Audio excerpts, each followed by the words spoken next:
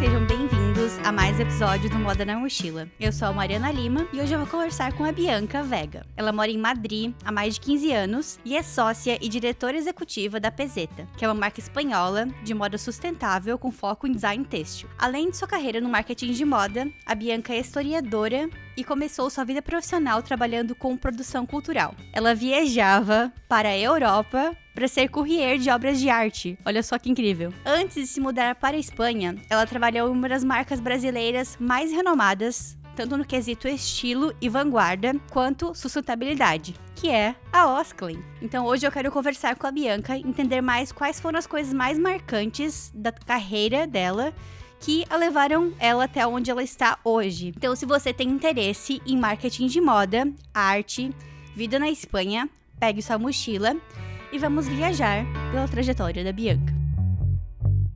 Bianca, muito obrigada por estar aqui comigo hoje, compartilhando a tua história com os mochilers. Super obrigada. Nossa, eu tô adorando. É a minha primeira participação de um podcast. Ah, não, mentira, segunda, mas eu tô adorando. Ai, que maravilha. Eu adoro saber como quando as pessoas são fresquinhas, assim, quer dizer que eu fui pioneira, estou no caminho certo. Super. Teu programa é incrível. Tava te contando, eu virei mega fã. Muito feliz em ouvir isso, muito feliz. Bianca, eu gosto de começar pelo presente, então eu queria que tu contasse pra gente um pouco mais sobre tudo que você anda fazendo aí em Madrid. Bom, então, eu sou diretora executiva da Peseta, que é, como você super bem apresentou, é uma marca de moda sustentável. A gente brinca que a gente nasceu no início do século, que na verdade a marca nasceu em 1999 e é uma marca que ela nasce muito focada mesmo em desenvolver estampado, desenvolver peças, assim, é uma marca de estilo de vida, mas com um foco sustentável real, assim, não é... A gente começou trabalhando com costureiras de comunidades locais que tinham, questões de problemas de inclusão social, ou trabalhando com materiais recicláveis, sustentáveis. Com certeza foi uma marca que nasceu já com essa pegada sustentável de uma forma muito natural. E eu já trabalho nela há 20 anos, mas hoje em dia eu sou diretora executiva. A marca é uma marca... Eu diria que para o Brasil ela é uma marca pequena, mas para cá, para a Espanha, ela é uma marca que já tem uma certa relevância e é uma marca muito de nicho, é uma marca que tem muita história para contar, tem uma trajetória autêntica e não sei, como divertida, com muita pegada também de humor e... Sim, eu até escolhi uma roupa de poás aqui hoje, porque eu vi que a última coleção de vocês tem bastante poá, preto e branco, com uns toques coloridos, né? E tem bastante ilustradores e designers têxteis que ouvem aqui o Moda na Mochila, então acho que vocês vão gostar da marca da Bianca, então olhem lá o site dela. Ah, pois é. O site conta bem a história.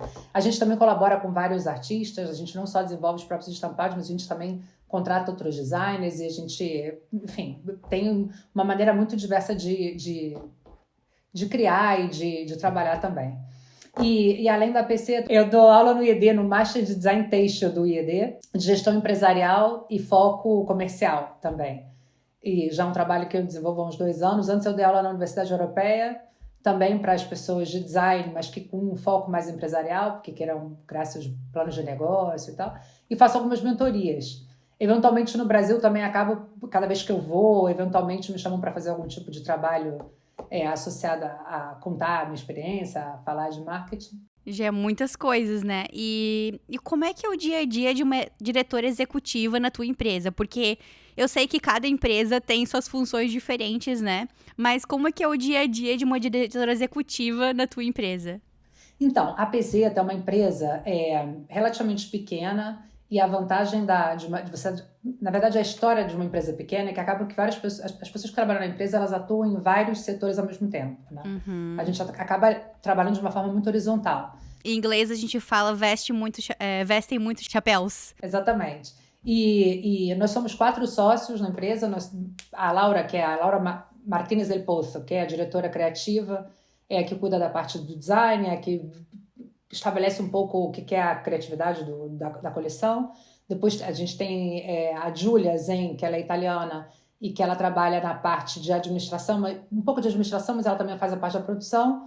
O Jaime Sevilla, que é de comunicação, e eu que faço um pouco como se fosse uma visão global da empresa. A parte mais estratégica, a gente define cada dia mais ou menos qual o rumo que a empresa vai tomar, porque sendo uma empresa pequena, você acaba tendo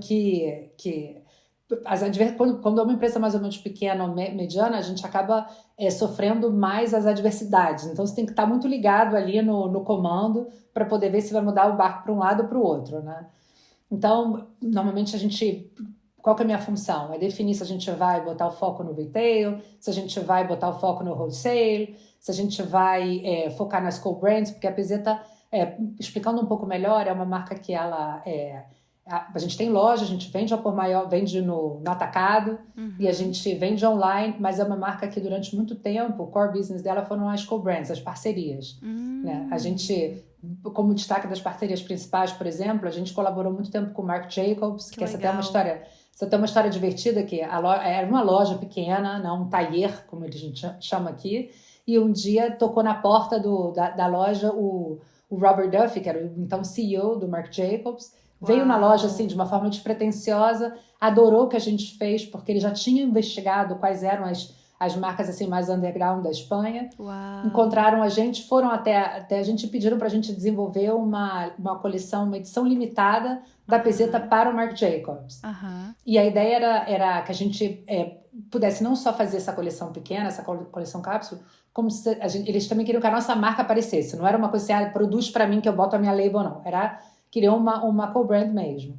E aí a gente acabou encontrando no armazém um resíduo de sacos de batata dos anos 50, Nossa. que tinham os selos da época, mas que os tecidos estavam novos, né, impecáveis. E a gente transformou aquilo numa bolsa e a gente fez uma edição limitada que eram 200 bolsas para o Marc Jacobs, que eles venderam depois nas lojas deles como special items. Que né? incrível. Tu me manda essas fotos que daí eu vou colocar aqui no vídeo pro pessoal ver. Com certeza, com certeza. E aí, essa colaboração deu certo, a gente acabou fazendo 7 co-brands com a Marc Jacobs ao longo de não sei quantos anos. E foi uma espécie de padrinho também da Peseta, porque a partir dessa co-brand a gente acabou desenvolvendo várias outras co-brands. A gente fez, por exemplo, as bolsas oficiais da Berlinale, do Festival de Cinema de Berlim, que eram 32 mil bolsas. E aí a gente precisava desenvolver essas bolsas na Espanha, com material orgânico, com um budget específico. E aí, enfim, a gente fez colaboração com o New Museum de Nova York, a gente fez umas bicycle caps para venderem nas lojas deles também. Aí o packaging era uma caixinha redondinha assim, de madeira de queijo camembert, sabe? Tem sempre um cuidado de buscar design com artesanato, mas não artesanato como uma coisa típica da cidade e um cuidado em buscar. A Peseta busca muito tradição, cultura, coisas muito típicas assim de pueblos da Espanha e traz isso dentro do universo têxtil, mas com bossa, com criatividade, com design. E acaba transformando em produto e muitas vezes nessas co-brands. Né? Que demais. E hoje em dia todos os produtos da Peseta são feitos na Espanha? Sim. Bom, a gente fala que é luxo ibérico. Pode ser Espanha ou Portugal. Também. Tá. E voltando um pouco para o momento da empresa, a gente acabou focando no que é o core business, foram as co-brands durante muito tempo até a pandemia. E aí na pandemia funcionava muito mais como uma marca estúdio de design do que às vezes como marca mesmo. E desde a pandemia a gente resolveu que a gente queria fortalecer mais o que era a própria moda, o que era os produtos criados para nossa marca. E a gente botou mais foco no retail, mais foco no wholesale, enfim. E aí seguiu essa outra trajetória. Muito bem. Então, Bianca, eu percebo que o trabalho de uma diretora executiva é um dos trabalhos mais imprevisíveis dentro dessa cadeia de moda, né? Porque todo dia, como tu falou, é diferente. Todo dia tu pensa numa estratégia diferente. Não tem muito um padrão, assim, de como uma designer, por exemplo, que vai pesquisar, criar coleção, fazer ficha técnica, etc. Só tentando linkar com uma das profissões que eu já vivi, né? Não, realmente, assim, o trabalho de direção executiva, eu acho que varia muito de cada setor e varia muito do tamanho da empresa. Mas, no nosso caso, tem esse aspecto que você acaba tendo que estar muito alerta para a necessidade da empresa e para as demandas do mercado também. Sim. Então, eu diria que uma coisa que uma diretora executiva faz todos os dias é avaliar as finanças da empresa, Uau, né? Ver todo quanto dia. que entra, quanto que sai, uma super planilha de Excel enlaçada com milhões de páginas e a partir daí costurando o que vai ser o produto que vai manter o barco navegando, né? Mas assim, no caso da nossa empresa, muito focado também no que é a essência da marca. Claro. Né? Pensar produtos que sejam comerciais, que atendam a necessidade do mercado, mas assim, sempre com esse valor da marca presente e com todo o aspecto estético que a marca representa. Enfim. Agora vamos voltar um pouquinho para tua história, para tua trajetória, né? Como eu falei na introdução, eu quero saber quais foram as coisas mais marcantes que te levaram até onde você tá hoje. E eu sempre gosto de começar pela pergunta: o que tu queria ser quando tu era criança? Então, eu vi essa pergunta que você sempre faz, já vim meio que pensando, vou tentar enlaçar o que eu queria ser com o que eu sou, né, hoje em dia. Na verdade, assim, eu queria muito estudar comunicação na PUC, do Rio de Janeiro, né? Eu sou Quando tu era carioca. criança? Não, quando eu era criança, quando eu era adolescente. Tá. Quando eu Quando era criança não tinha nenhum sonho assim, eu quero ser arqueóloga, eu quero ser atriz. Cara, você vai até rir, eu queria ser Paquita da Xuxa, assim, esse meu sonho Você de era criança. loira quando era criança? Nunca fui loira, mas eu sempre dancei, sempre gostei muito de dançar. Sim. E eu achava que sendo Paquita da Xuxa, eu ia poder um dia, quem sabe, ser uma Xuxa. Sim. Mas isso ficou muito guardado lá na primeira infância. E aí, depois, na verdade, eu também, assim, eu posso dizer que desde muito pequena, eu sempre fui muito madura, assim, amadureci muito rápido. Então, já desde muito pequena, eu já pensava ser empresário. Eu não me lembro de brincar de Barbie, assim, eu gostava muito de correr, brincar na rua, assim, jogar bola, né, jogar vôlei queimado e tal. Dançar é uma paixão até hoje, mas eu também estava sempre muito mais, não sei, focada e interessada nas conversas dos adultos. E querendo ser empresária desde criança. Desde pequena. E eu tinha vontade de estudar comunicação na PUC, eu acho que também era mais uma coisa da época da minha juventude, que era a faculdade mais maneira, e que as pessoas mais descoladas estudavam lá. E aí eu queria estudar comunicação, só que era muito caro, assim, era inviável para minha família naquele momento. Aí eu acabei me interessando por produção cultural, que na verdade eu me interessei por arte, mas eu sempre tive claro que eu não queria ser historiadora a uso, né, de estudar, de ser professora, de historiografar, mas ao mesmo tempo eu tinha muito interesse pelo mercado cultural, e não existia faculdade de produção cultural na época. E aí eu resolvi estudar história porque era o mais perto de história da arte. Eu entendi que podia ser um caminho para me aproximar desse universo. E em seguida de começar a estudar, eu já consegui um trabalho muito incrível, que eu acho que foi assim um dos marcos assim de profissionais mais importantes da minha vida, que eu fui trabalhar com o Romaric Sugerbiuel, que ele tinha sido agregado cultural da França no Brasil, tinha deixado a vida diplomática e montado a sua própria produtora cultural. E na época ele foi bastante pioneiro em trazer obras de arte de museus e instituições culturais do mundo inteiro para o Brasil, e ele criou uma espécie como se fosse uma abertura de portas assim, né, da arte internacional no Brasil. Eu fiquei curiosa agora para saber sobre isso. Da onde que são instituições governamentais? Da onde que as pessoas conseguem dinheiro para trazer essas obras de arte para o Brasil? Como é que funciona esse trabalho? Era o auge assim, da aplicação do que era a Lei Rouanet, né, no Brasil. Entendi. A maioria das exposições que eu trabalhei foram financiadas pelo Banco do Brasil. Ah, tá. E aí funcionava assim, uma parte do dinheiro desse investimento ficava na mão das produtoras. Por lei são 15% que ficam com as produtoras culturais que organizam essas exposições. Então, imagina, o banco ele tinha, ao invés de pagar o imposto e o imposto ir para a sociedade, ele pegava esse dinheiro, dava na mão da produtora cultural, e a produtora cultural organizava essa exposição e devolvia em cultura para a sociedade aquele dinheiro, com uma prestação de contas assim minuciosa, assim, é um trabalho muito transparente, assim. E era uma grande luta, porque a gente queria fazer a exposição mais incrível, mas com o recurso é o que é. Você não tem como chorar e aumentar o budget, é impossível. Sim. Aquele dinheiro é para aquilo, né? E uma das exposições mais marcantes que a gente fez foi, quer dizer, que a gente fez não, mas que eu pude trabalhar com ele e colaborar para que fosse realizada foi a do surrealismo, que reunia 400 obras de arte acho que eram 8 países diferentes e 16 instituições culturais, obras de arte de Nova York, de Paris, da Espanha, do México. Era incrível, incrível. Assim, realmente foi filas e filas ao redor do Centro Cultural Banco do Brasil, no Rio de Janeiro. Foi uma coisa incrível. Que incrível. E aí, então, tu era courrier, tu tinha me falado, né? Na verdade, eu trabalhei como produtora cultural, eu trabalhava com ele na produção. Meu trabalho era enfim, certificar de que a museógrafa vai estar no dia certo, na hora certa, para poder medir a temperatura da obra. Uau. E contratar a cenografia,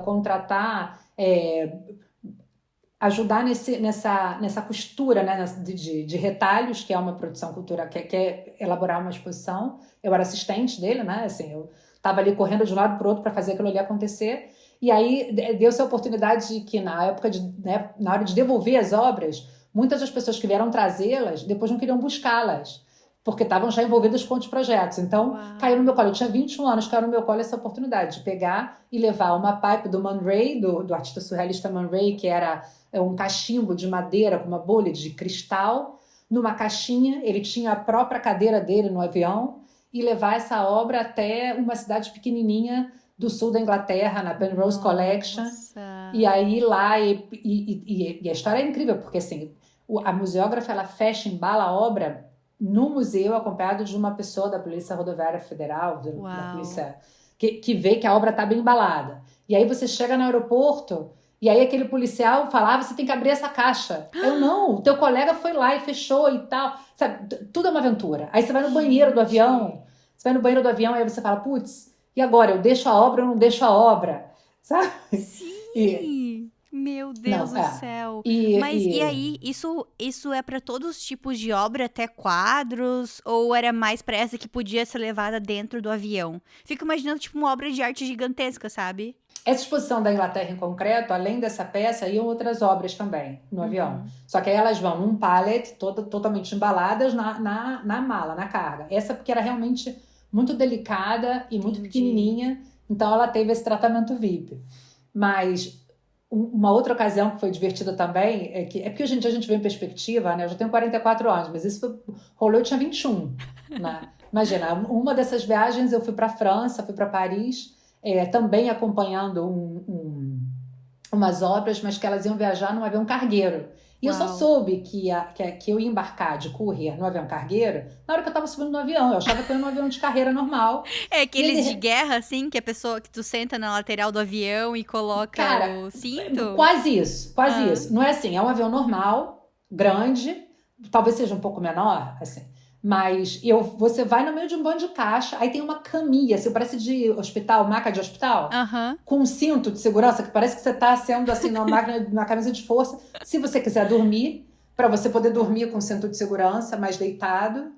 E aí, foi engraçado, eu tinha 20 anos, eu liguei pro meu pai e falei, pai, então tô aqui, caraca, olha, o avião é de carga. Aí meu pai, E você tá com quem no avião? Eu tô com a tripulação e os comissários e tal. E ele, ei, quem são? É o senhor não sei o que, o senhor não sei o que, 7 homens e eu, meu pai, minha filha, que perigo!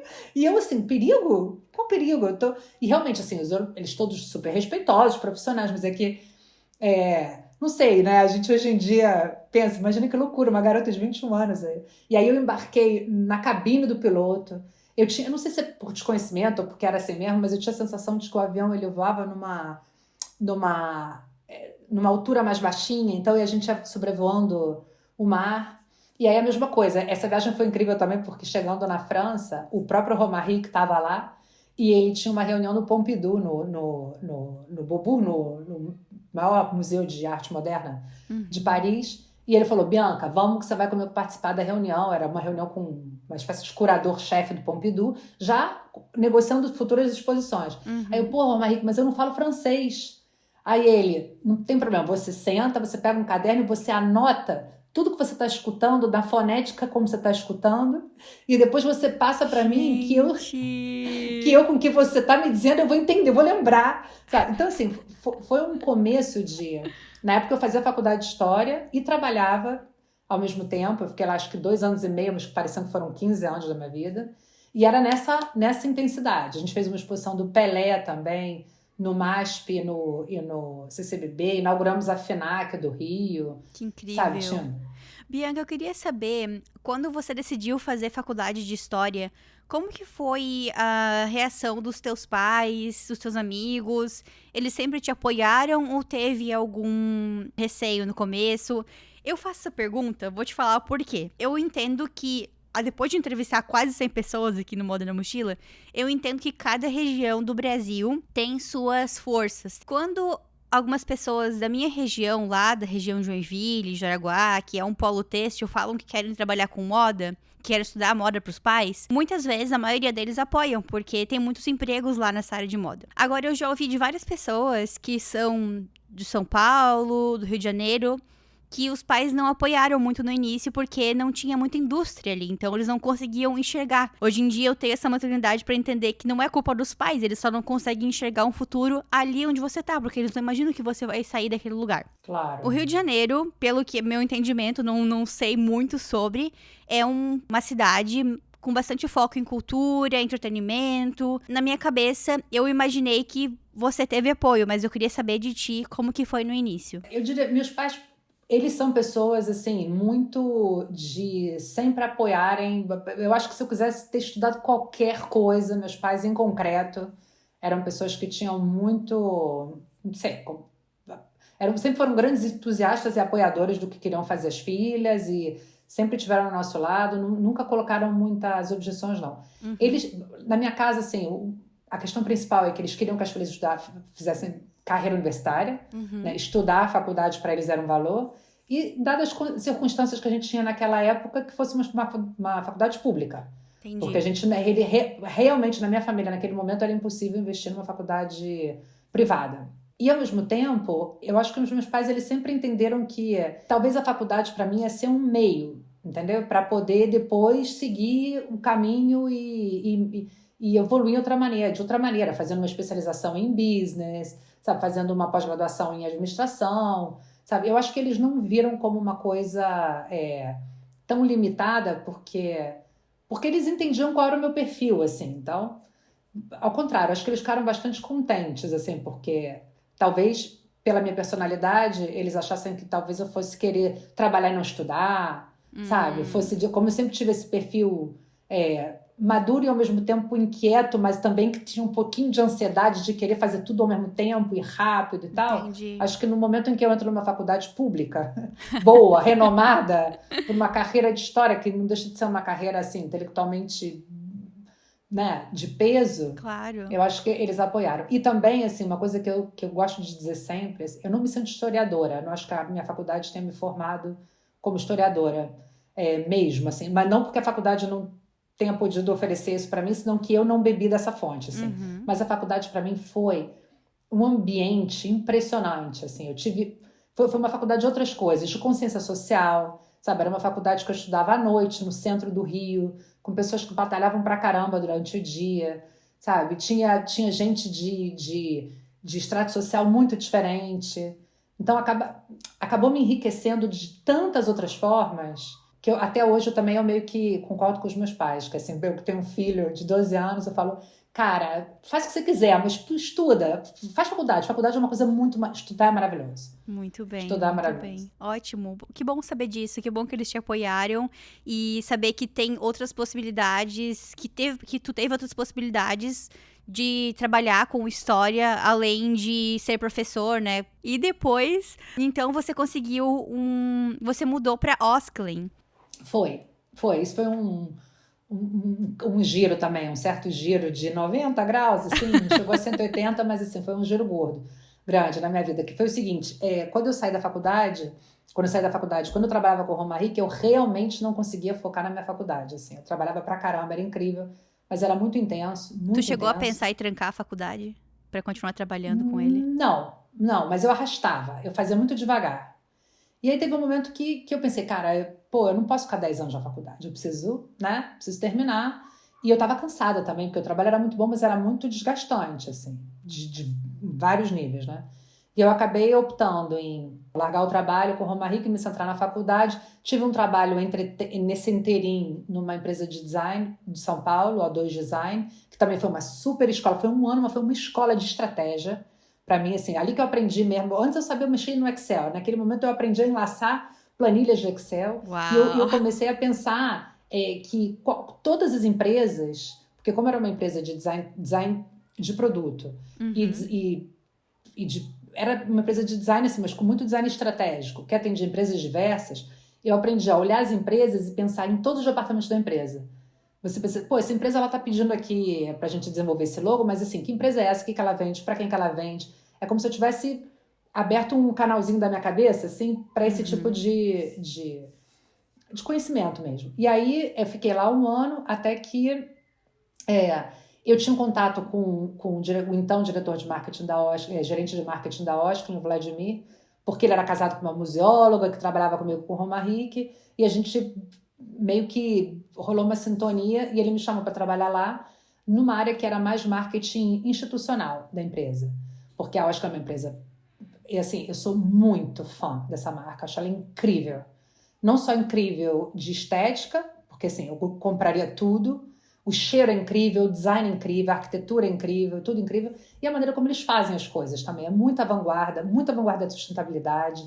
Sabe, eles pensam em sustentabilidade desde 92. Isso assim, são os caras. Para mim, são os caras. Eu entrevistei até o Daniel Bo, que é seu amigo, que também trabalhou na Osklen. E no final da entrevista foi algo que me marcou muito. Eu perguntei para ele...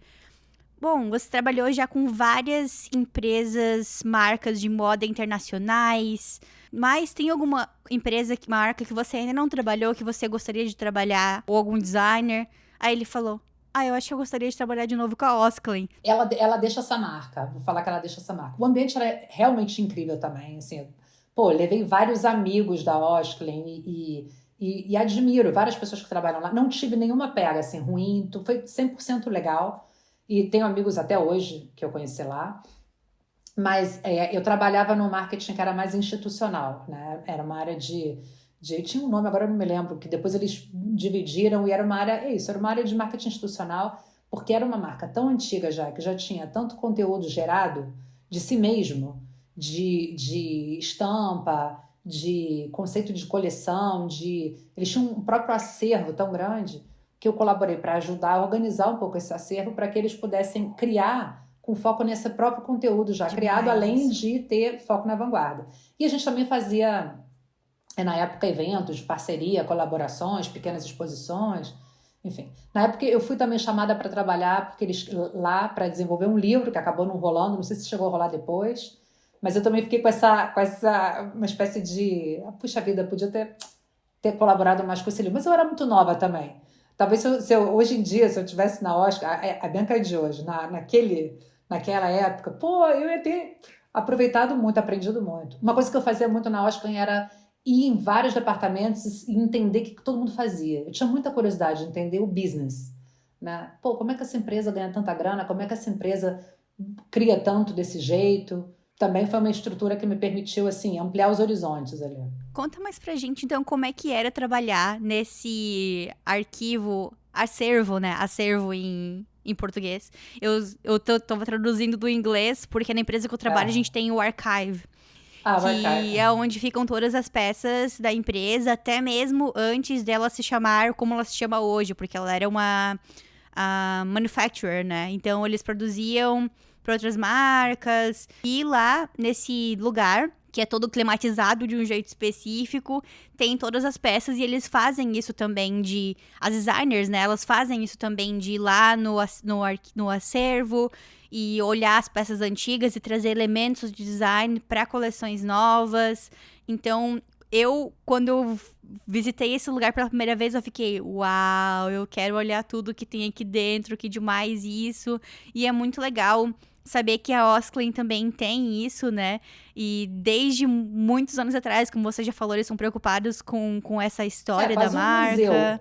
Um museu, É quase um exato. museu. E é muito importante também para levar essas peças para fora do Brasil, né? Para ser mostradas fora do Brasil.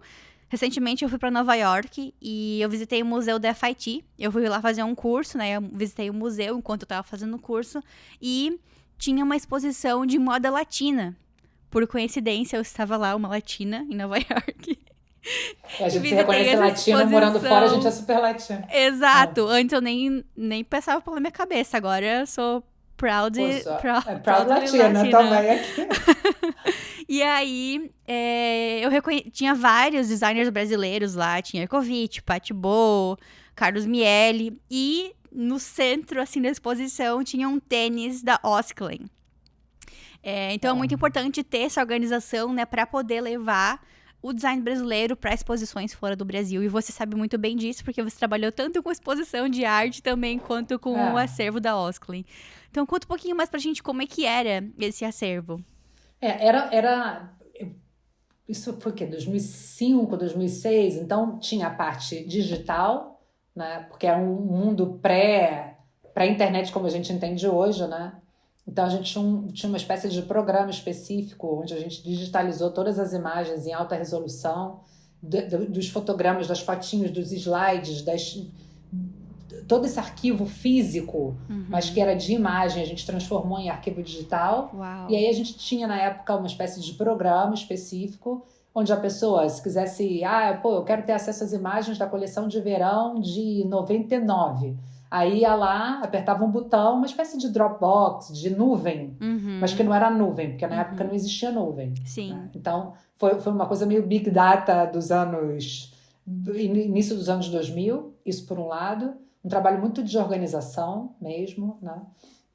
E, por outro lado, o arquivo físico, que a gente tinha uma espécie de galpão, onde a gente também organizava todo o acervo que a gente tinha por ano, por coleção, e trabalhava bem para que tivesse bem acondicionado, né? Dentro de uma caixa com um pouco umidade. Brasil, mas Rio de Janeiro é super úmido, então você tinha que ter aquela pastilha especial que tira umidade, sabe? Organizaram tudo direitinho.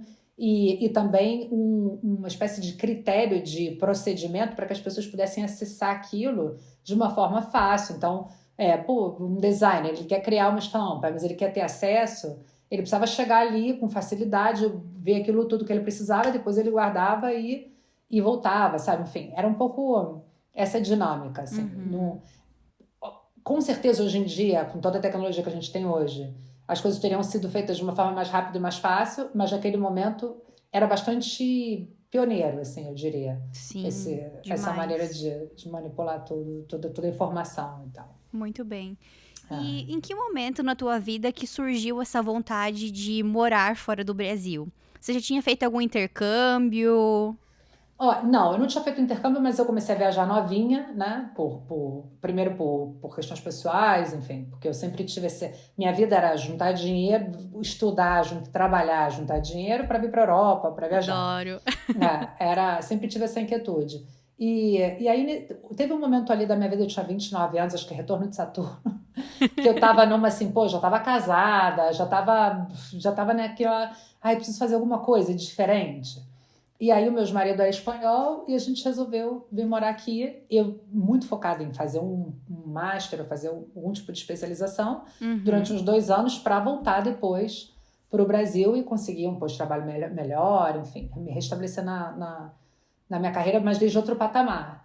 Só que aí a Espanha me abraçou, assim, no momento 1, né? Eu caí aqui e aqui sigo 15 anos depois. Você falava espanhol? Não, assim, hoje em dia eu tenho noção que não, naquela época eu achava que eu falava, mas eu sempre tive bastante facilidade para idioma e eu estudei uns 3 meses antes de vir, quando eu já estava com a viagem marcada, eu fiz um intensivo. Ótimo, muito bem. Confiança é tudo. Eu sempre falo, confiança é mais importante ainda do que realmente saber falar, porque quando eu vim pra cá, pro Canadá, eu tinha vindo pra cá sozinha visitar. Essa viagem eu falo que foi muito bom, porque eu soube que eu sabia me virar com o inglês, só que eu acho que ela me bloqueou no sentido de que eu fiquei sabendo qual era o meu nível de inglês. Então eu não tinha aquela confiança que muitos brasileiros falam. Nossa, eu achei que meu inglês era ótimo. Quando eu cheguei lá, não era tão bom. Eu já sabia que o meu inglês era médio ali, sabe? Eu não chegava falando, meu inglês é ótimo, tal. Então, eu acho que a confiança, ela tem um papel muito importante nesse processo da imigração, assim, em questão da língua, né? Muito além de se você fala uma gramática perfeita, mas se você tem uma confiança de chegar nas pessoas e falar e se permitir errar, eu acho que é muito importante, assim. Talvez assim, a questão do idioma, no meu caso em concreto, assim, eu sempre entendi o espanhol bem, né? Eu tive facilidade, o ouvido eu desenvolvi rápido. Inclusive, quando eu cheguei aqui, eu botava novela espanhola, que eu sou bem noveleira, aí eu botava novela para poder treinar o ouvido, então eu imediatamente entendi.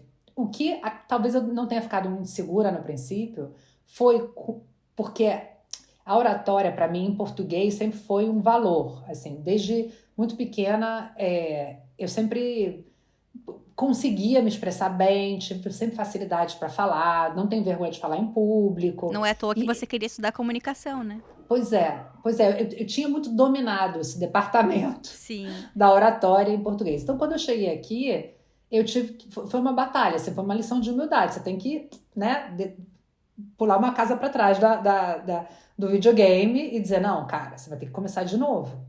E aí eu trabalhei muito, consegui transmitir o que eu queria dizer, assim, de uma forma coerente, clara, e cuidei muito também da gramática. Eu não tenho preocupação com o meu sotaque, até hoje eu tenho sotaque de brasileira. São raros os dias que eu não tenho que contar para as pessoas que eu sou brasileira, porque quando eu começo a falar, as pessoas já sabem que eu não sou espanhola, ou enfim. E eu nunca tive essa preocupação de querer falar com sotaque, mas esse respeito de estudar gramática, de querer. Eu acho que quando você vai viver num lugar, você quer encaixar na sociedade, né? Claro. Não adianta você ficar ali negando, Claro. né? Tem um livro que eu comprei. Um livro não, é um caderno que eu comprei, que se chama One Line a Day. Que na realidade é um parágrafo por dia.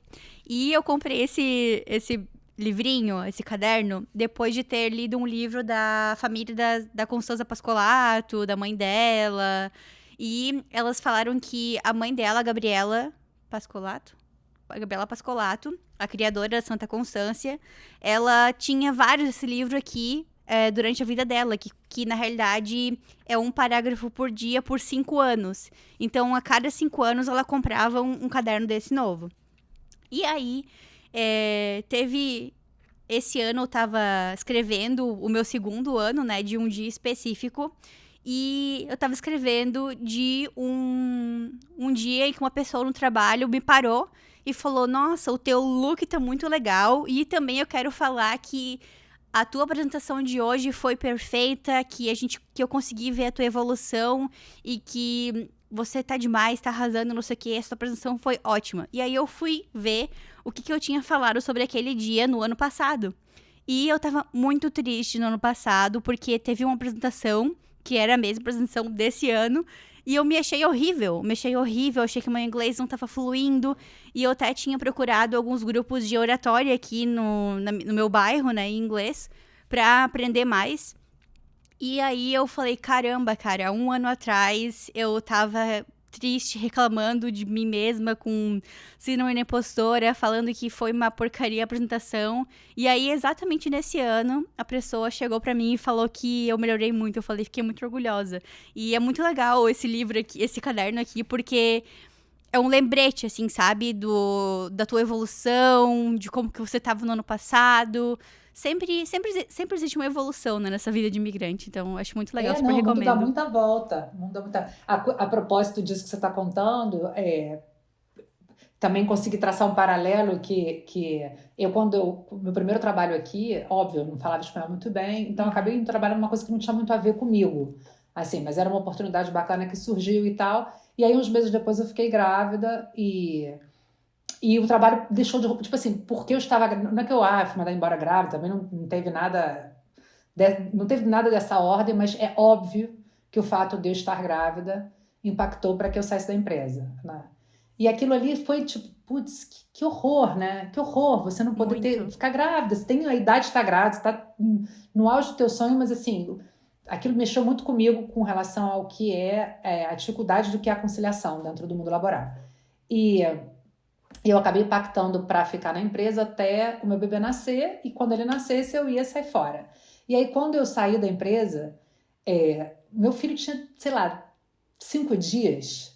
Uma amiga minha me escreveu e falou: Bia, a minha super amiga Laura, que é a dona da Peceta, soube que você já não vai mais trabalhar em tal lugar e ela quer que você vá trabalhar com ela no marketing e tal. E eu falei: Uau! pô, mas meu bebê acabou de nascer. E eu ia até pro Brasil, porque minha irmã ia se casar, eu ia pro Brasil. E eu falei: na volta do Brasil a gente conversa. Eu tô super interessada, mas assim, ela, se você quiser, ela tá disposta a ir até você e aí vocês batem um papo informal para ela poder meio que, antes de você ir pro Brasil, já saber qual é. Que Então, olha demais que o mundo isso. dá muito da volta. Eu acabei fazendo uma entrevista de trabalho com quem é hoje a minha sócia, né? Amamentando, meu filho tinha 15 dias e em nenhum momento. Depois eu fui para o Brasil, voltei quando acabou a minha licença maternidade, porque eu falei: eu quero estar com meu filho até ele fazer 6 meses. Nesses 6 meses, até eu começar na Peceta, eu fiquei meio que estudando a marca, correndo atrás por minha conta, né? De entender o universo da empresa e tal. E aí, quando meu filho fez 6 meses, eu fui trabalhar lá e o tempo todo, levando a criança comigo quando eu quisesse para amamentar, ficava umas horinhas comigo, depois o pai ia buscar, sabe?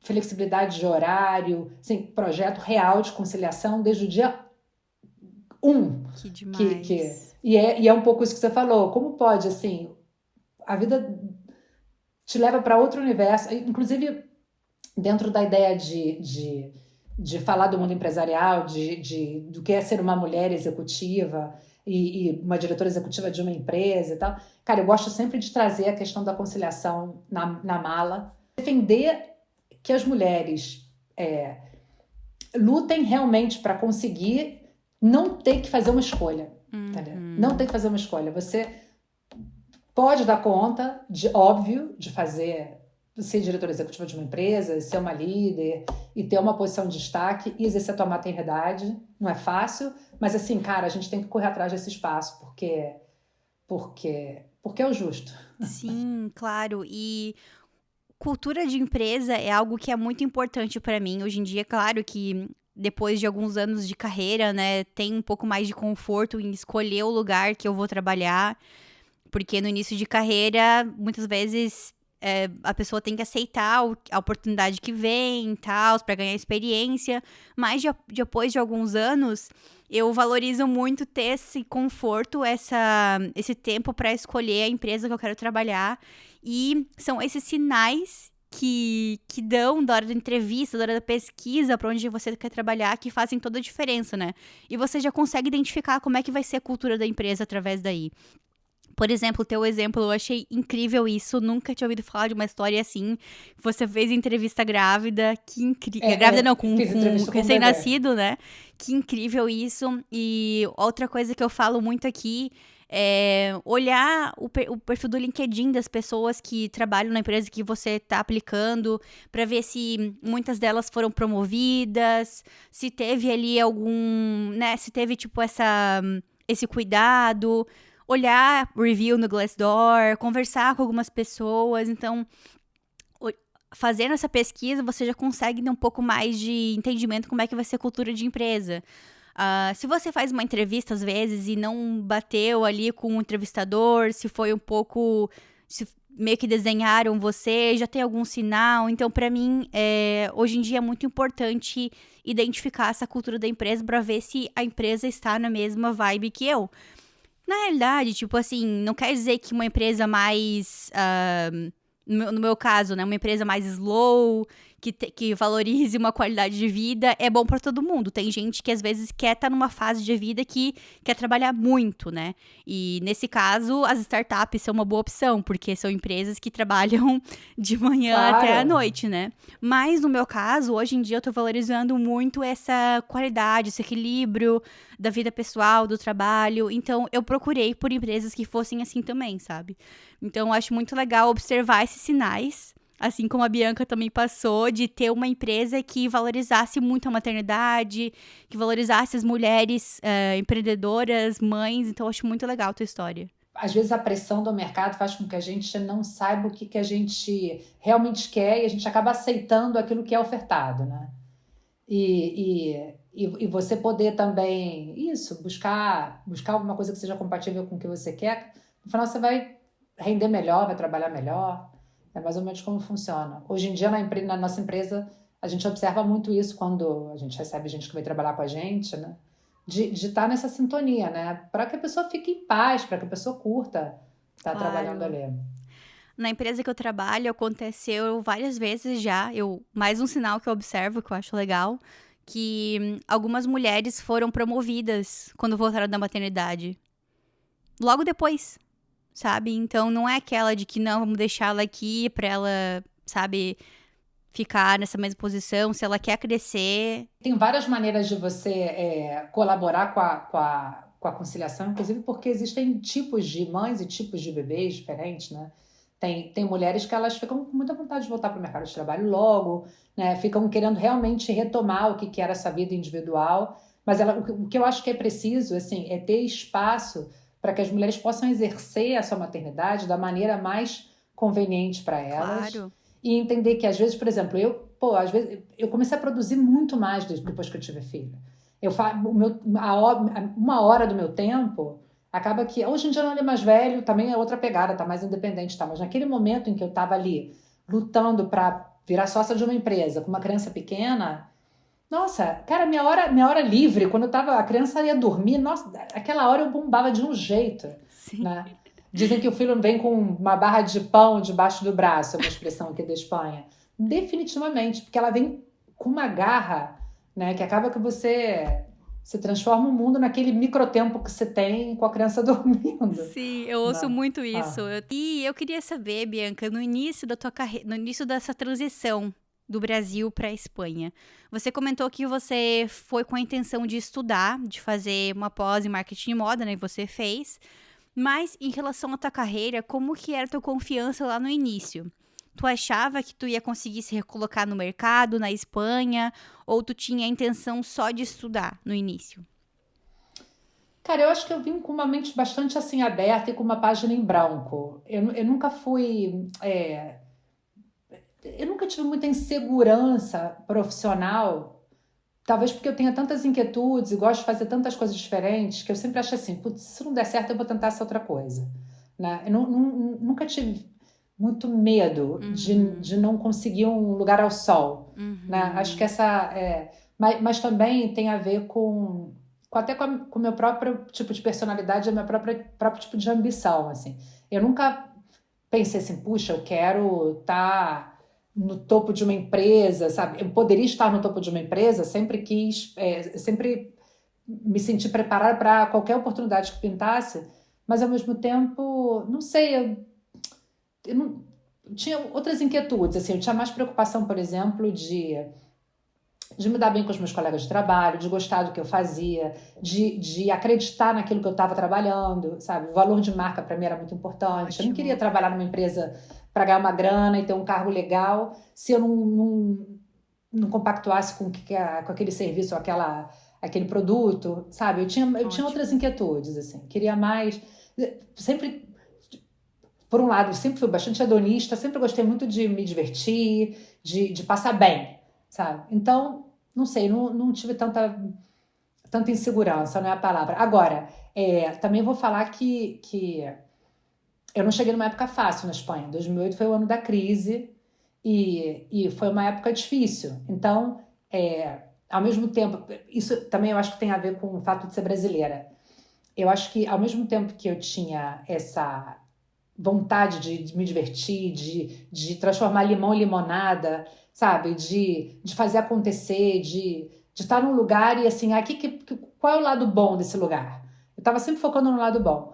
Tinha esse aspecto, que eu acho que isso é muito do brasileiro também, de ter esse espírito aí mais animado, e ao mesmo tempo tinha uma questão de ter experiência de crise, de você, cortar um dobrado para chegar no fim do mês já, de ver teus pais cortando um dobrado para chegar no fim do mês, e de sempre encontrar uma maneira, se não dá certo assim, você tenta assim, sabe? Jogar nas 11 posições, isso é uma coisa também que eu observo muito na Espanha, que aqui é um país de especialista. Aqui você tem especialista disso, de especialista daquilo, especialista daquilo outro. Eu era generalista, eu sabia fazer disso um pouco, disso também, daquilo outro também, sabe? E vejo muito isso no perfil dos meus amigos brasileiros também que trabalham aqui. É gente muito bem-humorada, muito bem disposta, no geral, né? Muito bem-humorada, muito bem disposta, muito aberto para aprender também, com humildade quando não sabe. Então, não sei, talvez eu tenha identificado esses aspectos como fatores diferenciais desde o princípio, sabe? É como se eu tivesse sei lá, um santo aí de proteção brasileiro, Sim. do sincretismo brasileiro que te acompanha, que fala, bora que, sabe, vai comer do mar, vai, tipo Muito isso. bem. E Ah, eu tinha uma das frases que você falou no texto que você me enviou que eu notei aqui pra te perguntar, pra você explicar mais sobre isso. Eu acho que essa foi a explicação. Tu me fala se era mesmo. Tu tinha falado que ser brasileira nesse contexto de, né, mudança de país tem muitas vantagens e desvantagens. Então, essa que era a minha pergunta. Quais que são as vantagens e desvantagens de ser brasileira morando na eu acho que Espanha? as vantagens eu meio que expliquei agora, eu acho que é Aham. essa própria energia vital que a gente tem Sim. de não desistir, né, de ser muito... Não é uma autoconfiança baseada na necessidade.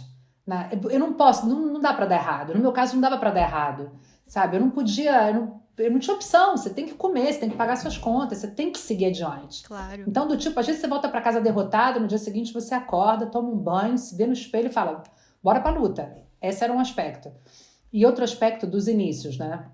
Óbvio que eu vim dentro de um contexto um pouquinho organizado, né? Meu ex-marido era espanhol, os pais dele, a mãe dele morava aqui, mas assim, eu não tinha. Eu já era adulta, tinha as minhas responsabilidades, eu não tinha, não posso ficar batendo na porta das pessoas para pedir ajuda, né?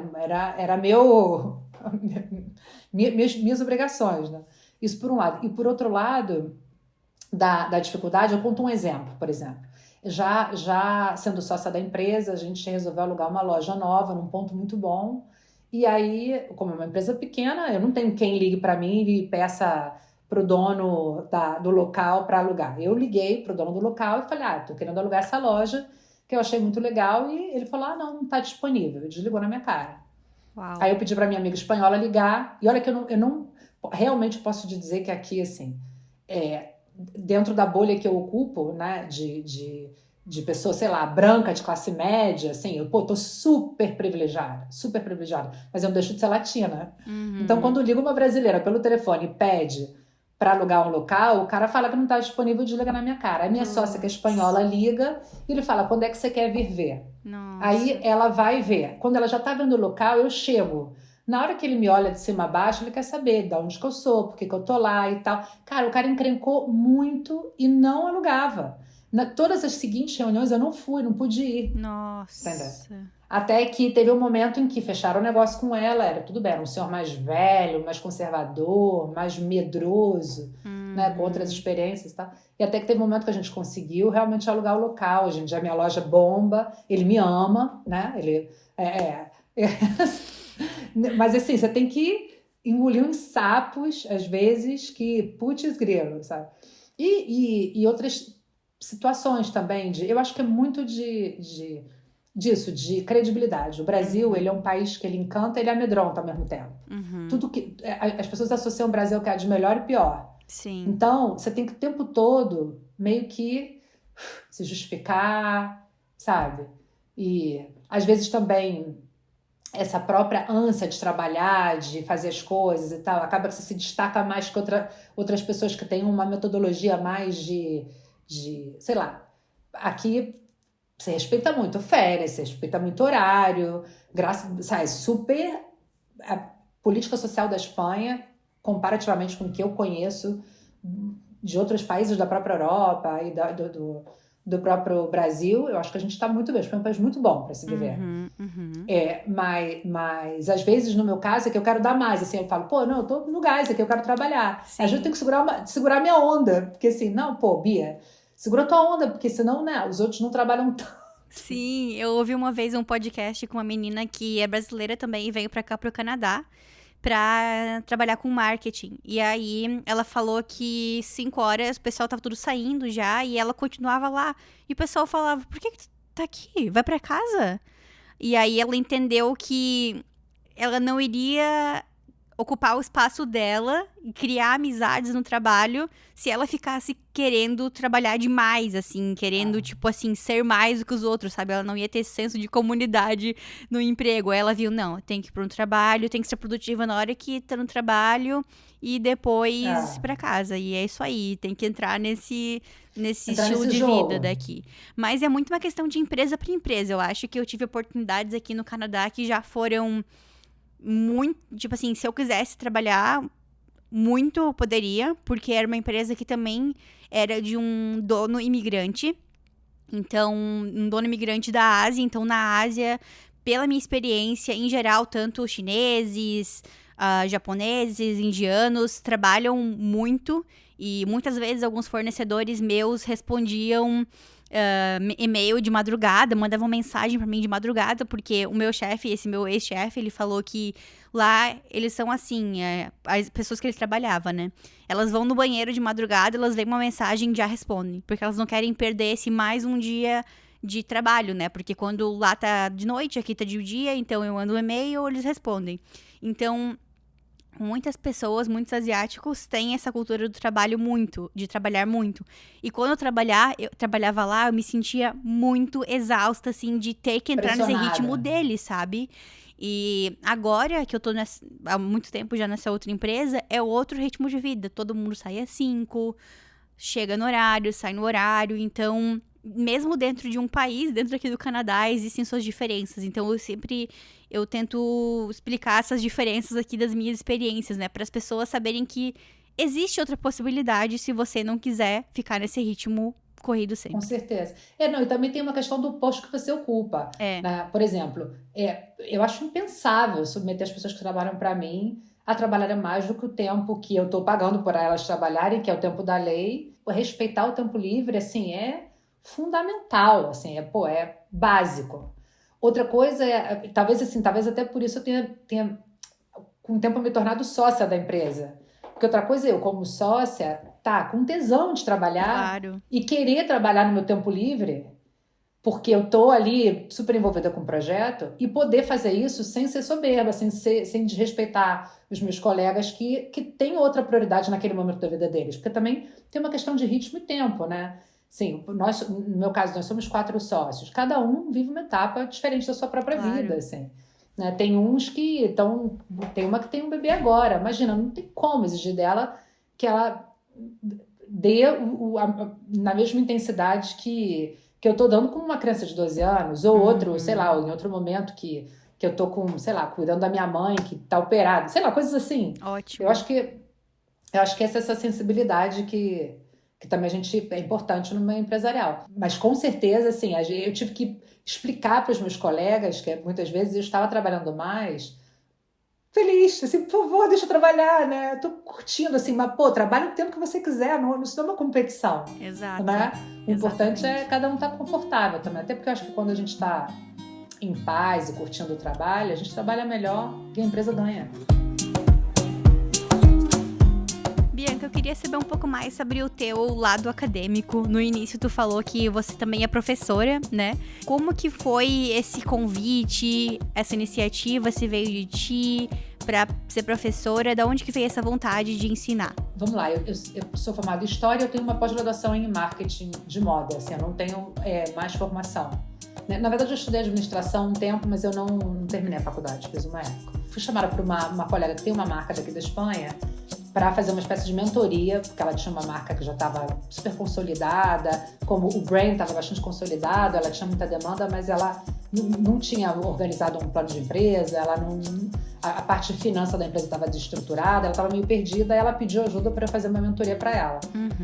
E aí a gente fez essa mentoria junto, pelo visto deu certo, ajudou um pouco a marca, e ela era professora de design de uma faculdade daqui, a Universidade Europeia, e ela soube que tinha saído uma vaga para que eu pudesse dar aula de marketing e para fazer mais a parte de gestão do curso de moda.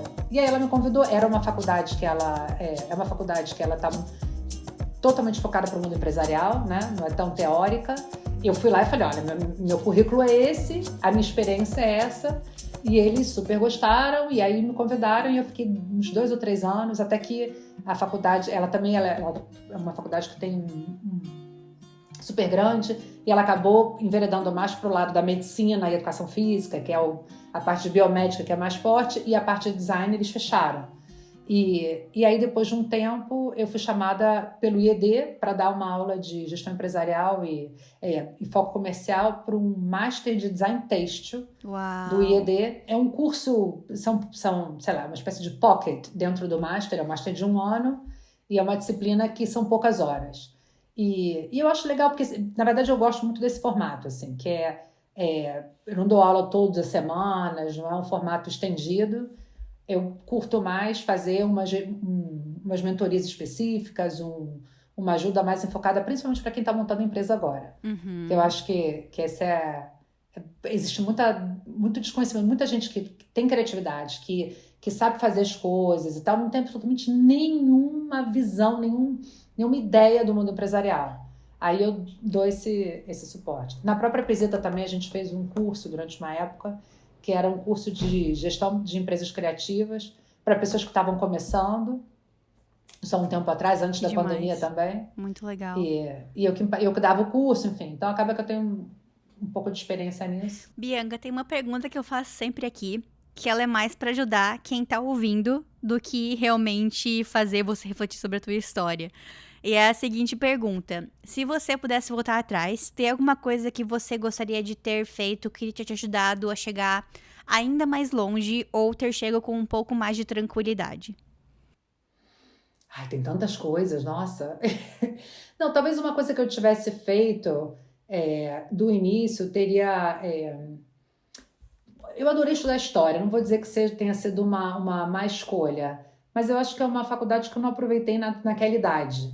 Talvez eu tivesse estudado uma carreira mais... Não sei, teria terminado a administração que eu comecei e teria feito um curso mais técnico ao princípio e deixaria a história para depois, sei lá, poderia ser uma das coisas que eu teria feito diferente. E outra coisa talvez que eu tivesse feito também, eu acho que é isso que eu acabei de falar antes, talvez eu tenha ficado em algum momento da minha vida mais reativa, esperando que a oportunidade batesse na minha porta. E por ter uma certa vergonha de tocar na porta das pessoas, sabe? Eu ficava constrangida de dizer que eu estava interessada em trabalhar ali. Achar que estava incomodando. Talvez eu tivesse sido mais proativa nesse aspecto. É muito legal isso, porque é algo que eu sempre falo aqui na questão quando você está procurando emprego, né? No LinkedIn, por exemplo. E eu acho que muitas pessoas ainda não usam tudo que o LinkedIn tem para oferecer. Que é algo que eu fiz por muito tempo, de não mandar mensagem para os recrutadores e para as empresas achando que eu estava incomodando, que eles não iam gostar. Mas, na realidade, eles também precisam contratar. E eles vão contratar quem tá mais interessado. Então, você tem que se destacar no mercado de trabalho e realmente deixar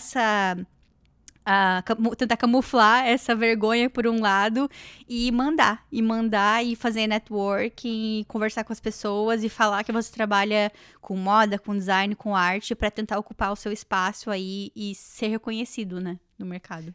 Outra coisa que eu pensei agora também que eu acho que é relevante, por exemplo, trabalhando em empresa pequena, a gente acabou aprendendo muito dos erros, né? E é uma empresa que dia a dia está melhorando, mas assim, se a gente for ver o tempo de crescimento, talvez eu tivesse reduzido esse tempo de crescimento se eu tivesse me aberto a conversar com outros empresários há mais tempo, porque é uma prática recente.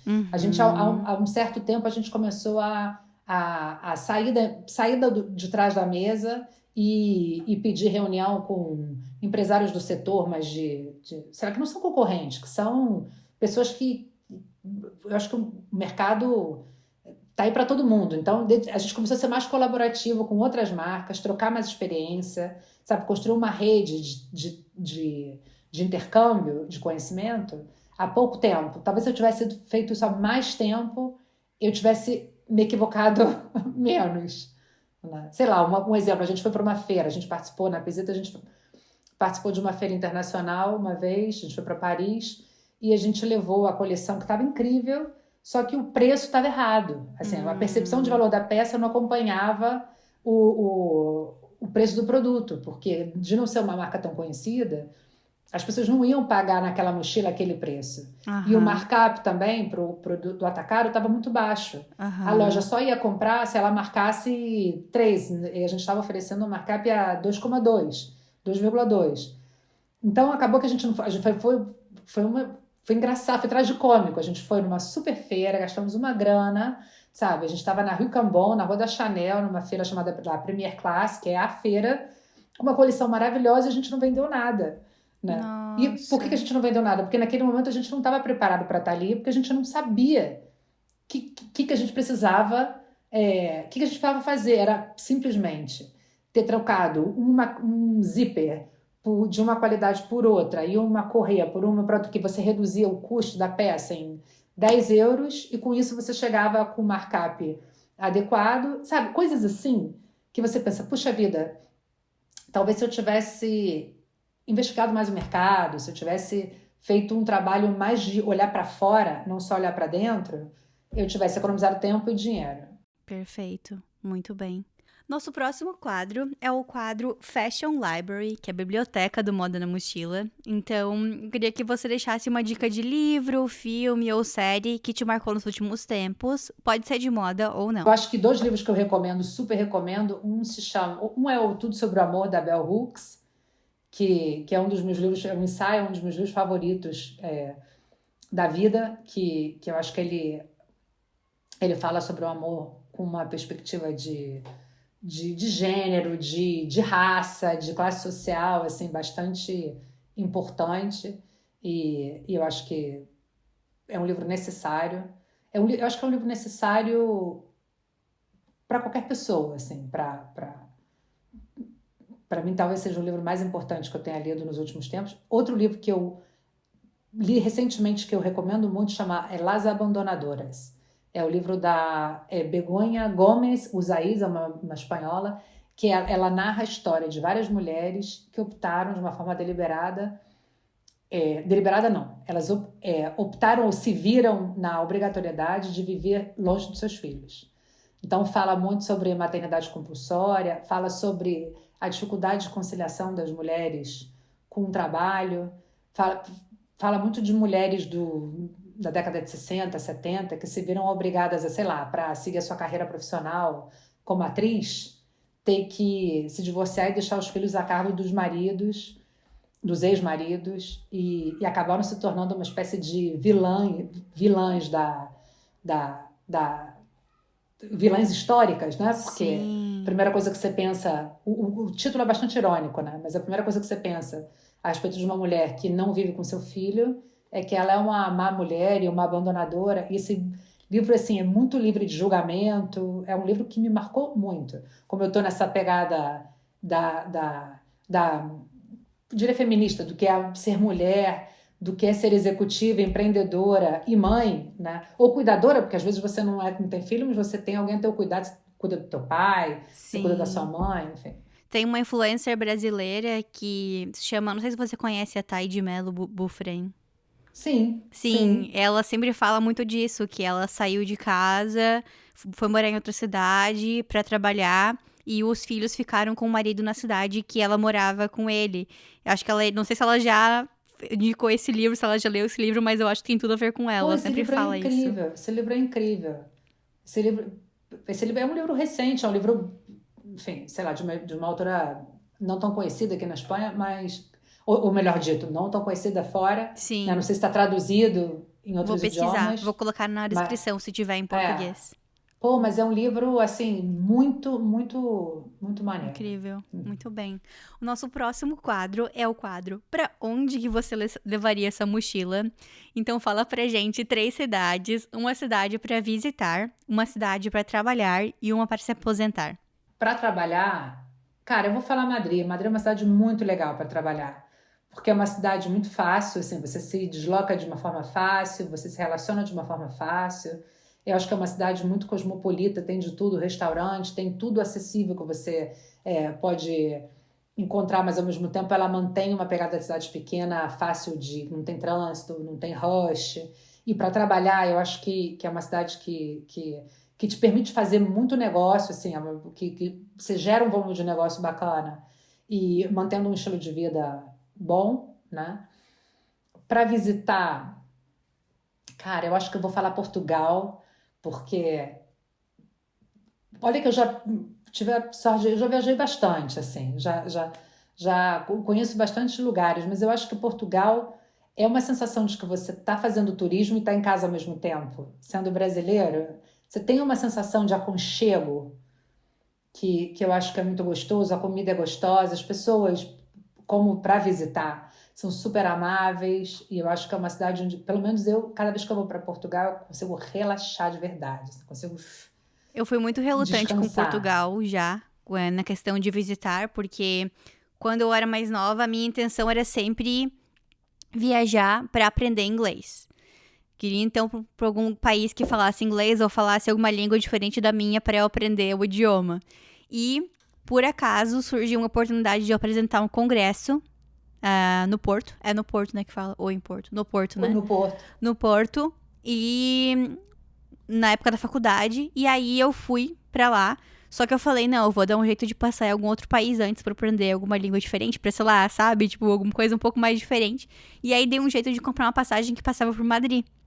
E aí passei em Madrid e tava, assim, zero expectativas em relação a Portugal. Chegando lá, eu falei, meu Deus, por que eu não vim pra cá antes? Eu amei esse lugar, é muito legal. E Porto é lindo demais.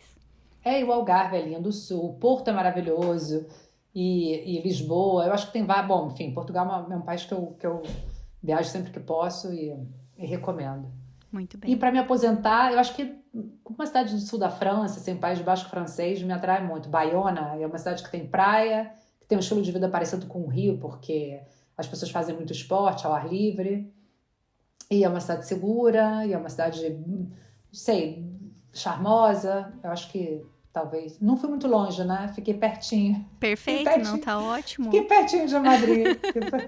Não, tem muito lugar maneiro, né? Mas sei lá, pensando assim, de uma forma simples, eu acho que esses 3 lugares me seduzem. Ótimo. Bianca, estamos chegando ao fim pela viagem, pela sua trajetória.